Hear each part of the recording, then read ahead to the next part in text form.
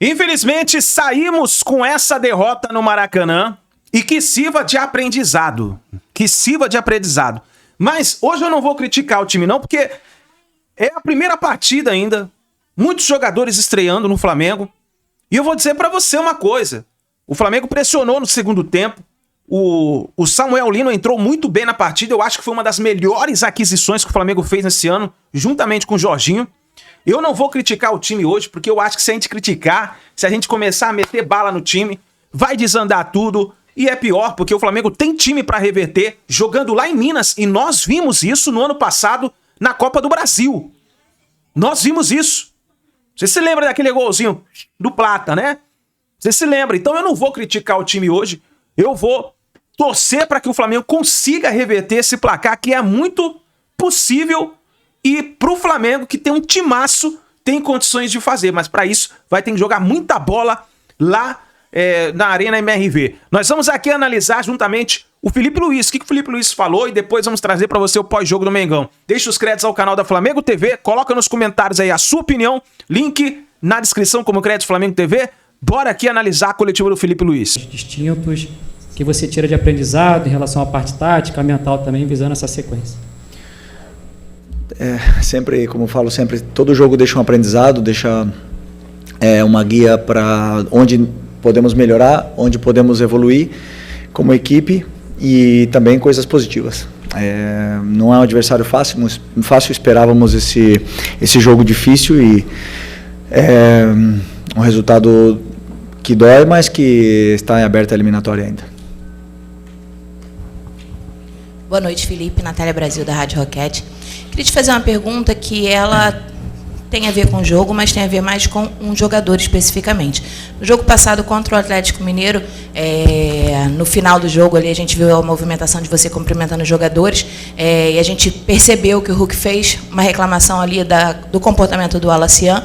Hoje, quando ele entra em campo, em algumas oportunidades a gente vê ali que os jogadores, né, chegam ali e tem uma discussão e no final acabou tendo realmente um momento ali mais adverso entre ele e o Lianco e o Everson. Então eu queria saber de você, que foi um jogador muito experiente, passou aí por toda essa experiência em campo, agora é treinador, um menino jovem desse que foi teu também na base. O que você acha dessa situação? Como que vocês tratam isso internamente?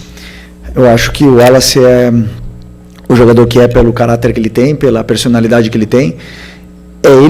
É o jeito dele, ele não tem que mudar, tem que continuar sendo ele. E sim, vai irritar alguns jogadores, vai irritar outros. O que ele não pode nunca é ser violento, ser agressivo. Ele tem que continuar jogando dessa forma que ele está, que ele entra, ele incendeia o jogo, já nos deu muitas alegrias. E os adversários que se irritem também acontece com os outros. Eu, particularmente, a única coisa que eu não quero é que ele atue de forma violenta ou então xingue, insulte algum jogador do campo, ao contrário. Mas eu quero que ele continue sendo ele, que ele continue sendo esse cara com esse caráter, essa personalidade. Oi, Felipe. Boa noite. Sérgio Lobo aqui. Queria que você falasse sobre os estreantes. Você hoje colocou durante a partida os três, o Samuel Lino, o Emerson Royal e também o Saul, mais para o final. E ficou muito claro para quem hoje estava no Maracanã que o Samuel Lino está muito pronto, inclusive até para, se você quiser, de repente, utilizá-lo com mais minutagem, enfim. Mas eu queria a sua avaliação sobre os três e se realmente os outros dois ainda estão um pouquinho abaixo no aspecto físico em relação ao Samuel. Nenhum dos três vinha. Bom, o Samuel jogou Mundial e teve pouco tempo parado e vinha treinando, né, no Atlético. Os outros dois tiveram um tempo mais parado, bastante tempo sem jogar, mas eu acredito que rapidamente eles vão entrar na forma física, vem treinando. Hoje tiveram minutos e pouco a pouco eles vão estar em forma, porque são jovens, como eu falei, jovens em forma, não tem problema de peso. E é questão de treinos e minutos de jogo. Boa noite, Felipe. Léo José, do Coluna do Fla. Continuando na questão aqui dos estreantes, mas puxando especificamente para o Samuel Lino, ele chega para uma posição que já tem Everton Cebolinha e também o Bruno Henrique. São dois jogadores que já estão há um tempo a mais no Flamengo, tem aquela questão de hierarquia, mas eu queria entender como que a comissão técnica, você especificamente, como que vocês entendem essa colocação do Samuel Lino meio que atropelando a fila do Everton Cebolinha e do Bruno Henrique? Ele chega de fato hoje para ser o titular do Flamengo? E o Michael? É, o Michael também. Não, então, para mim não existe ninguém com a camisa de titular, não existe ninguém com a vaga no time sem demonstrar no campo e sem trabalho, né? Mas a gente sabe da qualidade do Samuel, da hierarquia que ele tem, do diferencial que ele é quando ele pega a bola, e é justamente o jogador que precisávamos para essa posição, um jogador desequilibrante e determinante na área do adversário. Então, depois eu sempre falo, o campo fala e vai jogar o melhor. Boa noite, Felipe. Bruna Medeiros, do Disflá. Hoje o time apresentou muita dificuldade de criação antes dos estreantes entrarem, né, principalmente do Samuel Lino. Qual a sua avaliação dessa dificuldade? Faltou um meia, talvez, ali, mais de criação, mais característico. O que você avalia aí dessa dificuldade hoje? Obrigado. Bom, primeiro que jogos contra o time do Cuca nunca são fáceis, né? São sempre jogos assim, muito pelos encaixes individuais, pelas perseguições, e porque muitas das vezes os jogadores não conseguem e acabam forçando o jogo e gerando esses contra-ataques, esse jogo de ida e volta que não nos interessa. E no primeiro tempo foi assim, não conseguimos encontrar tantas vantagens, né, no nosso plano de jogo, na qual eu coloco a minha parte de culpa. Mas mesmo assim criamos chance de gol no primeiro tempo. Tivemos um lançamento aí do Léo para o Pedro, que ele quase domina. Tivemos chute do Plata, algumas entradas na área com o Luiz Araújo, chute do Everton Araújo também na trave. Tivemos algumas possibilidades de gol, talvez eu me atrevo a dizer até mais que no jogo anterior, por mais que o jogo tenha sido pior, né? Porque para mim hoje o jogo foi muito ruim, não, mas foi pior do que normal na fase defensiva nossa, né? Então isso sim que nós temos que corrigir e melhorar para o jogo de volta. Como eu falei, está tudo em aberto, mas no segundo tempo já melhoramos bastante, conseguimos criar essas chances, desmontar um pouco mais essa defesa deles para poder chegar na área do adversário. Felipe, tudo bem? Boa noite. Gabriel Orfa, canal Paparazzo Rubro Negro, revista Placar. Felipe, desde o começo do ano muito se falou sobre uma possível prioridade ao Campeonato Brasileiro, né? Depois da derrota para o Central Córdoba, você falou que isso não é verdade. E eu queria saber como é que você enxerga agora a situação desse jogo de volta na Copa do Brasil, porque o Flamengo está na liderança do Brasileiro, brigando na parte de cima da tabela. Tem agora um jogo difícil contra o Ceará, uma viagem longa, talvez muito desgastante, depois vai para Minas para a Copa do Brasil. Como é que você enxerga esse jogo?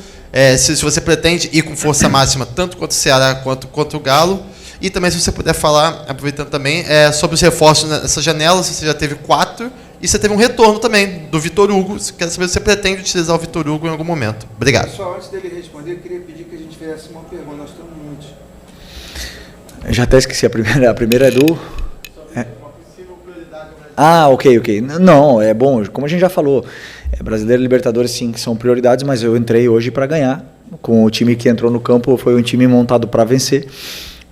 Da mesma forma que o jogo do Ceará, vou preparado para vencer, com as peças que eu acredito que são as melhores para poder vencer o jogo.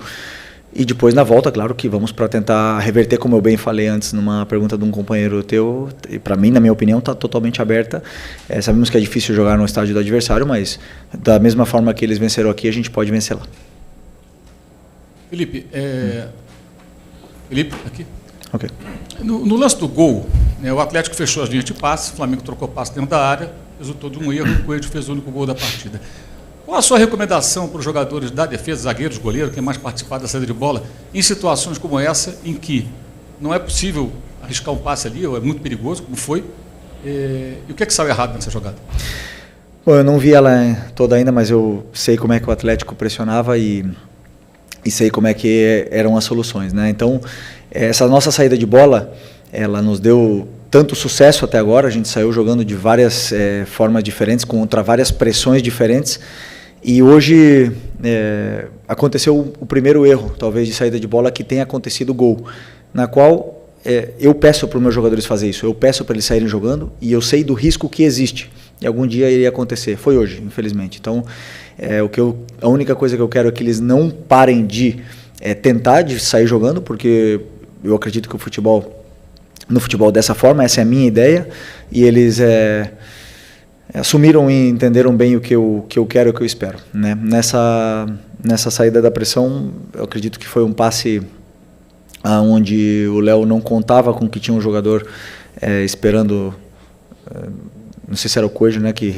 antecipou, e um passe atravessado na frente da área, e acabou que perdemos a bola e tomamos o gol. Mas, como eu falei, responsabilidade minha, porque é uma saída de bola que eu treino e eu peço para eles fazerem, e às vezes o risco está aí.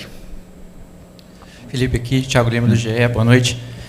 Felipe, eu queria te perguntar em relação ao Luiz Araújo, que a gente viu hoje um jogador que não foi bem na minha avaliação, e ele estava na esquerda, você encaixou o Matheus Gonçalves na direita, né, para ele poder jogar ali, e você puxou o Luiz para a esquerda. A gente já viu você fazer isso outras vezes.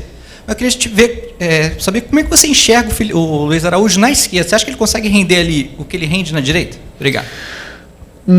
Não, acredito que o melhor lugar dele seja, né, na direita, né?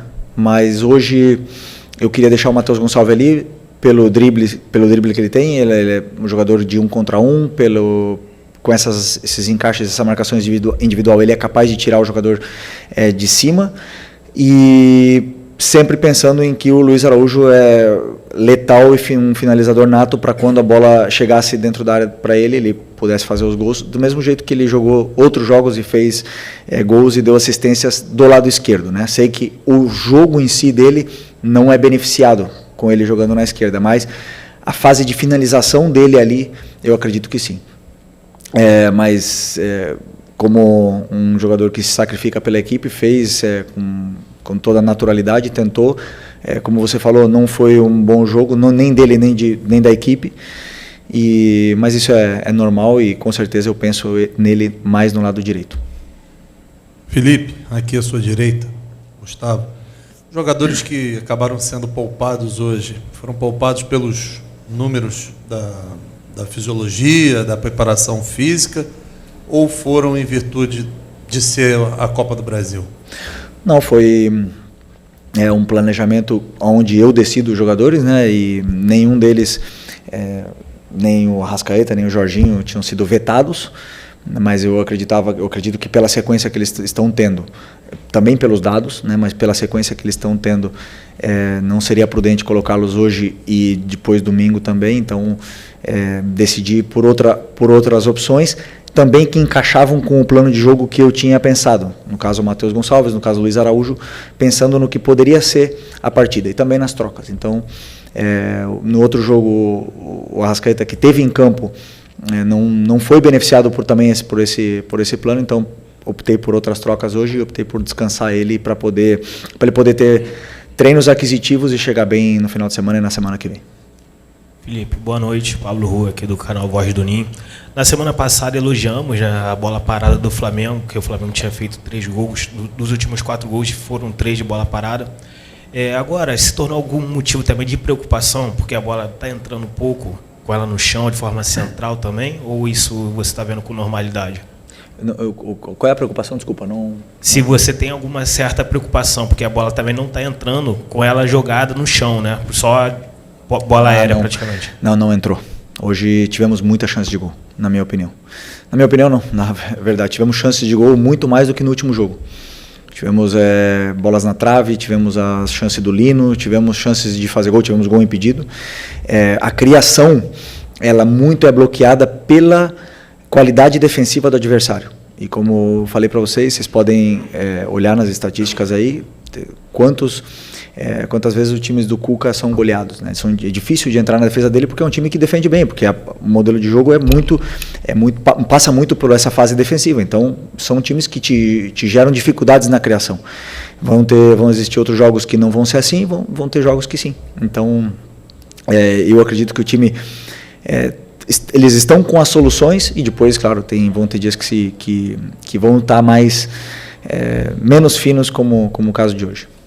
Aqui, Felipe, boa noite. Felipe, o gol do Atlético, ele sai numa jogada que eu acredito que seja uma das que você mais ensaia, pelo menos nos treinos que a gente teve acesso. A gente sempre via ali essa jogada de saída tocando por baixo e tal, e acabou saindo o gol do Atlético hoje nessa situação. O Flamengo perdeu o jogo e vai para Minas Gerais com uma situação delicada, porque agora o Atlético tem pelo menos a vantagem do empate. Queria saber como é que foi a conversa sua com os jogadores depois do jogo, para não deixar essa peteca cair, para eles continuarem acreditando e para acreditar numa possível virada no jogo da próxima semana, já que no retrospecto, em 2022, o Flamengo perde o primeiro jogo para o Atlético, depois vira aqui no Maracanã. No ano passado, o Flamengo vence dentro da Arena do Galo e é campeão da Copa do Brasil. Queria saber se você já teve essa conversa com os jogadores e como é que foi, já visando uma possível virada na semana que vem. Obrigado. Não, depois do jogo, claro, com a cabeça quente ali, não tem conversa, mas é muito claro, faz parte do futebol a derrota, né? Não foi a primeira do ano, né? E não sei, mas provavelmente não vai ser a última. Então a derrota ela faz parte. E eu sempre gosto de mostrar para eles o porquê perdemos, o porquê jogamos mal ou não jogamos tão bem, e porquê ganhamos e porquê jogamos bem, ou ao contrário, porque às vezes se ganha, mas não joga bem, né? Então eu gosto de ser muito realista com o que está acontecendo.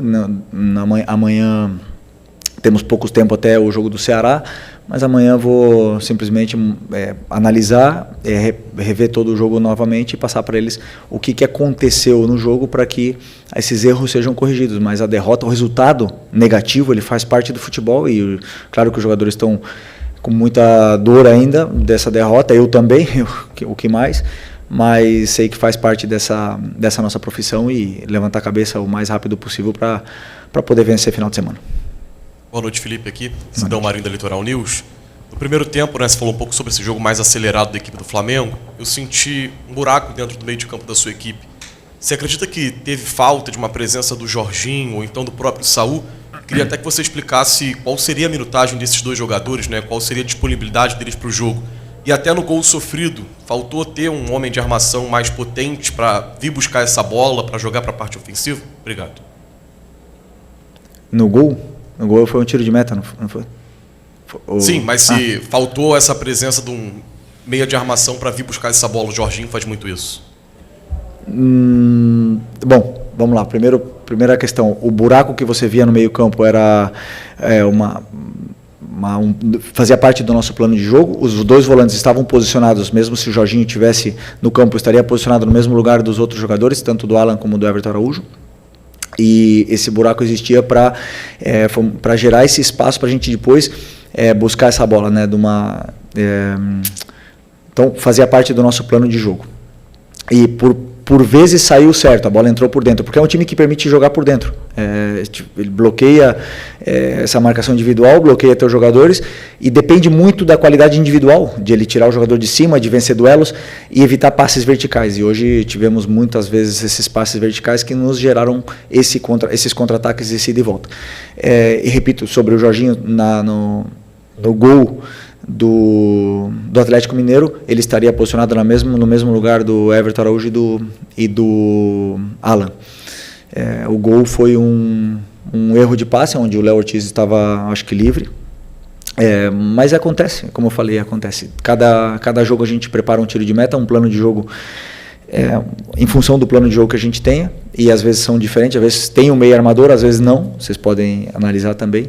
Mas hoje, infelizmente, aconteceu esse gol, na qual não tem problema nenhum para mim, porque, como eu falei, o risco ele existe, ele sempre vai existir, e hoje aconteceu, e o importante é que a gente possa corrigir e não exista mais. Felipe, boa noite, aqui à sua direita. Maurício Luz do Lance. Você falou em mexer no time por conta de desgastes, da sequência, etc. Mas dois jogadores que têm maior minutagem no ano são Léo Ortiz e Léo Pereira. O Danilo, obviamente, lidando com problemas de lesão durante a temporada e, enfim, também foi ausência hoje.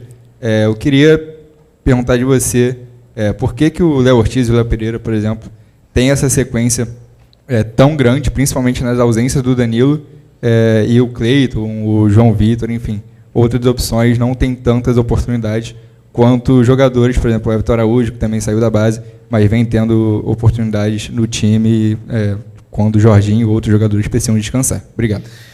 Porque eu acredito que, primeiro, a zaga é um lugar delicado, não gosto de mexer na última linha, não gosto de fazer trocas da última linha, como hoje eu fiz, né, tanto Vinha como Varela. não gosto de fazer trocas ali. Tento mexer o menos possível. E hoje, pensando nesse desgaste desses 2 jogadores que você citou, existe também o adversário, né? Um adversário que... 8-8, Chapi! Assista... Os meninos jogar esse jogo. Por mais que, claro, todo mundo pensa, né, que todos podem jogar porque são da base, mas eu acredito que sempre na zaga é uma situação mais delicada pela importância e a dificuldade que o jogo hoje com Hulk, Rony e Coelho iria gerar na nossa última linha. Então, por isso optei por continuar com eles. São fortes, são jovens e estão bem, mas se precisar contra o Ceará ou até mesmo na volta, eu sei que tem o João e o Cleiton. Boa noite, Felipe, tudo bem? Isabelle Costa, canal Gold. Acho que foi uma surpresa, assim, tanto quanto inesperada, o relacionados com o Samuel Lino, o Royal e também o Saul, né? Até porque eles estavam em período de pré-temporada, o Saul mesmo, a gente tinha até falado sobre. Como é que você vê a preparação deles? Porque a gente já viu em campo o Samuel Lino, inclusive, indo muito bem, fez aquele gol que estava impedido, mas se movimentando muito bem. Como você vê a preparação, o entrosamento deles também, né? Porque foram pouquíssimos treinos. E sobre o Everton Cebolinha, o que está pegando com o Everton? Obrigada. Bom, o Cebolinha está com uma tendinite, mas isso é assunto do médico, né? Mas eu sei que ele está com uma simples moléstia aí na parte do tendão e em breve voltará, que precisamos dele também. E sobre os reforços, eles já tiveram conteúdo, já tiveram os vídeos necessários para entender como a gente joga. Da mesma forma que eles jogavam nos clubes deles, então não tem nenhuma novidade para eles, e eu vi eles treinarem. A gente recebeu também os dados físicos deles e achamos que não teria risco colocá-los nesse jogo. Então, com tantos desfalques que temos, eu optei por trazê-los nessa relação. E a partir daí agora somar, como eu falei, treinos, minutos e minutos de jogos, minutos de treinos, para que possam entrar nessa dinâmica da equipe o antes possível, que com certeza vão ser muito importantes para nós. Aí na sua coletiva então do técnico Felipe Luiz, falando após a derrota do Flamengo na Copa do Brasil. Bom, eu acho que agora é hora da gente levantar a cabeça. Tem a partida aí contra o Ceará pelo Campeonato Brasileiro. E depois começar a focar forte aí para essa partida contra o Atlético Mineiro. Não deu pro Flamengo hoje, mas eu acho que o Flamengo tem muito time para poder reverter esse placar. Vamos ver o que o Felipe Luiz vai preparar. Daqui a pouquinho eu vou colocar aqui para você o pós-jogo, para você participar junto com a gente, tá bom? Grande abraço, a gente se vê no próximo vídeo.